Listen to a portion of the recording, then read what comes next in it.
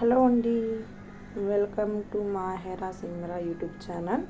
ఇప్పుడు బిస్కెట్ ఎలా తయారు చేసుకుందాం చూద్దామా. ఫస్ట్ గోధుమ పిండి తీసుకోండి, కప్పు గోధుమ పిండి తీసుకోండి. దాని తర్వాత ఏమో అరకప్పు శనగపిండి తీసుకోండి.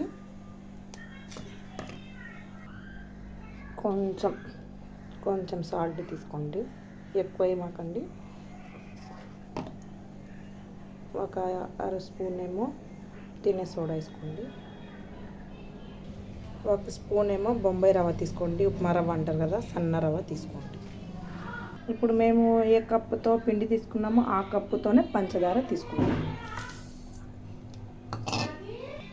ఇప్పుడు చూడండి, 100 గ్రామ్స్ నెయ్యి వేసుకుందాం.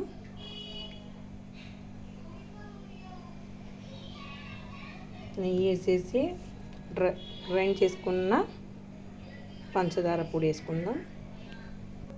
చూసారా ఫ్రెండ్, ఇదిగోండి ఇలా కలుపుకోవాలి. ఇలా కలుపుకోవాలి, చూడాలి, ఇలా ఇది చేయాలి.